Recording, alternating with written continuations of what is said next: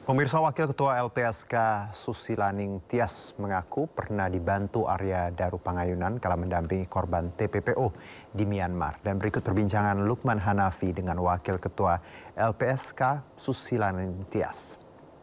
Menarik nih Ibu, ternyata waktu itu pernah dibantu atau bareng-bareng misalnya dikawal sama KBRI waktu di Myanmar ya. Salah satunya adalah almarhum Arya Daru. Berarti berapa lama waktu itu Bu pernah di sana bersama? Kalau itu kan nggak lama ya kami ya. Jadi pendalaman bertemu dengan korban itu kami mencari itu korban 22, tapi akhirnya menemukan dia 12. Itu pertama beliau nggak cuman sehari atau berapa saat aja bertemu dengan kami. Nah, waktu itu pertama kali masih kami asesmen kepada korban-korban yang di Myanmar. Terus kemudian itu mungkin semingguan lah kami di sana. Ini korban TPPO berarti? Ya, TPPO Benjina, kasus Benjina. Nah, terus kejadiannya di Indonesia ya, Mas Lukman ya. Ketemu berikutnya itu sudah kami menjemput para korban. Nah, para korban, beliau membantu kami. Kalau tidak salah itu sudah membantu, tapi hanya sekali lagi tidak penuh, jadi cuma beberapa saat aja. Nah, menjemput, kami ada 12, kami mengawal 12 orang lah korban tuh dibawa ke Indonesia untuk bersaksi di Maluku ya.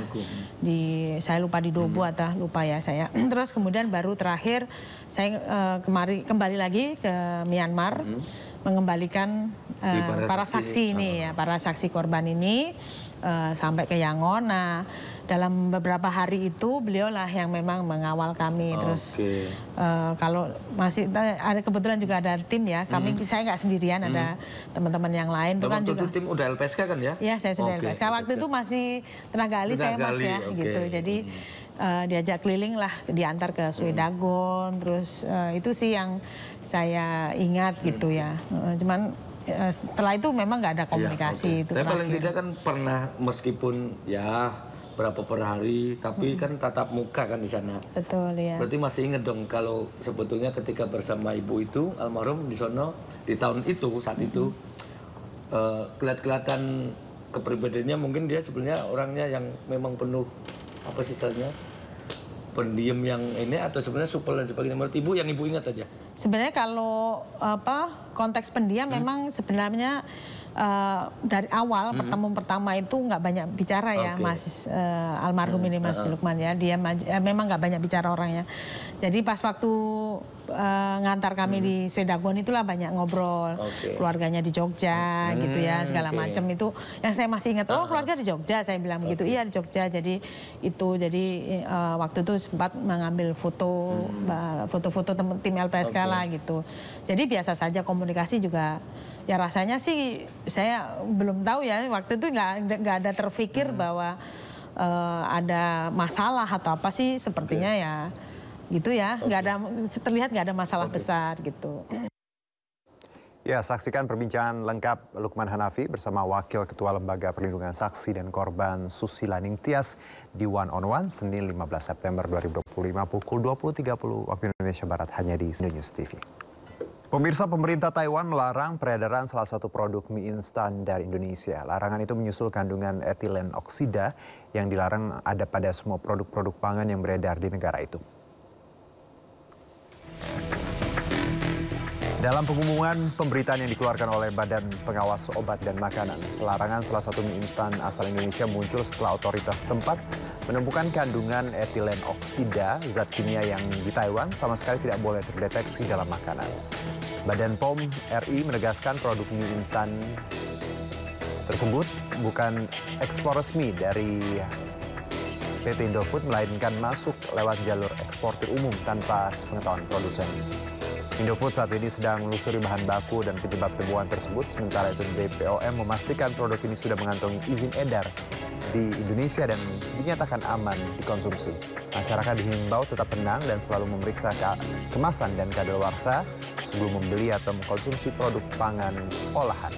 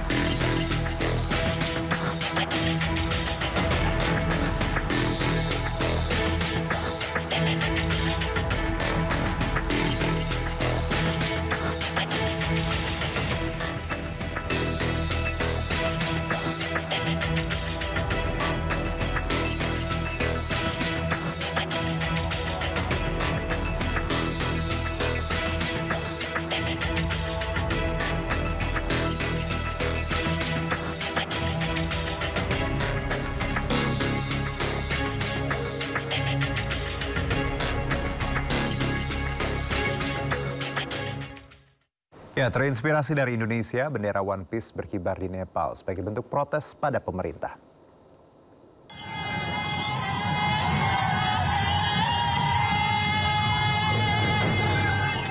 Bendera One Piece kini berkibar di jalan-jalan dan gedung di Nepal.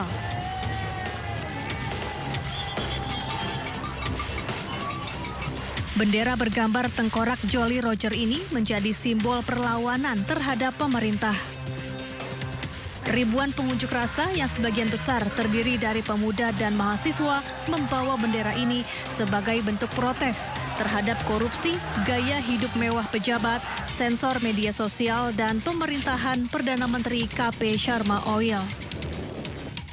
Warga Nepal mengaku terinspirasi dari Indonesia yang sempat menggunakan bendera One Piece sebagai bentuk kritik terhadap pemerintah. Bendera dan mural One Piece muncul di bulan kemerdekaan RI Agustus lalu. Selain bendera One Piece, aksi sejumlah Gen Z Nepal berjoget pacu jalur di depan gedung DPR Nepal yang terbakar, viral di media sosial. Joget pacu jalur sebelumnya juga viral di Indonesia. Akibat gelombang unjuk rasa yang diwarnai kericuhan ini, sedikitnya 31 orang tewas dan ribuan orang lainnya terluka. Ya, informasi tadi menutup Sindo sore hari ini. Jangan lupa Anda bisa mendapatkan informasi terkini terbaru di kanal YouTube Sindo News atau portal yang menghadirkan berita daerah, nasional, dan internasional di sindonews.com. Saya Artian Syaputra.